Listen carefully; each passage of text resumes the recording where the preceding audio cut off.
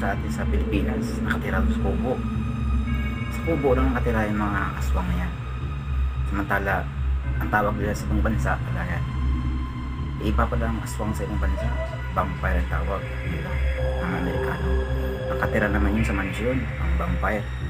Tapos nakasilid sa kabaong.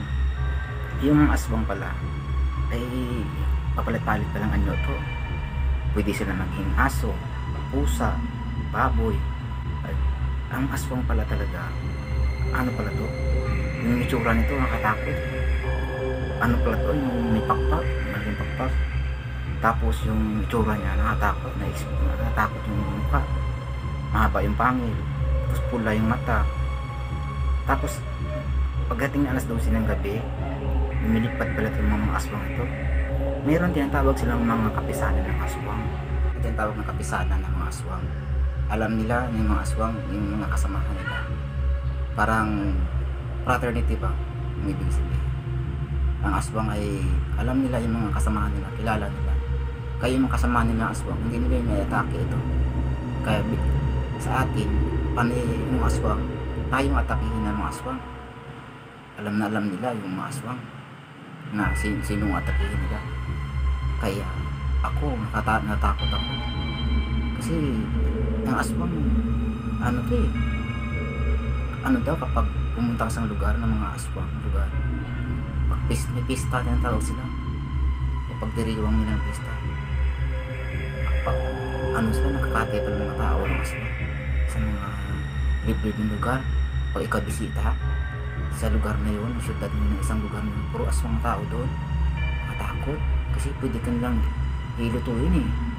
Tapos kumukulo-kulo ng mga kawali, laki ng kawali ng mga ginagamit ng aswang, mga lutuan nila. Tapos yung aswang dito, may mga ritual pala to. Pag gabi, papalit ng anyo sila, lalo na kung kabilugan ng buwan, ang aswang nagpapahid ng langis, tapos nag-iiba ng anyo na, tapos maglilipad na sila, tapos atake sila sa mga tao, mga lugar. Kapag wala silang atake ng tao, wala namang kain, minsan napansin ninyo sa mga lugar, namatay yung mga kambing, mga baboy, ano man aso, sila palang umatake ng mga ganito, mga aswang pala.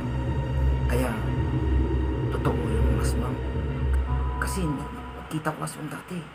Tapos yung tunog pala niyan, kapag malayo yung aswang, mahina ang buang yan, busis. Yung aswang malayo yun. Tunog, nandyan naman sa likod-likod ng bahay yun. Anong aswang? Kaya, yung mga aswang, matakot. Marami silang kanya, may kapisanan sila. Kaya yung iba ng aswang dito sa atin, sa Pilipinas, doon lang natira sa bahay, sa mga bubundukin, sa mga kakahuyan. Katira yan sila sa mga mahirap na area na nasa kubo lang ang bahay nila. Yun ang pagkakaiba. Kasi yung sa Amerika, ang aswang sa nito, sa mansyon nakatira.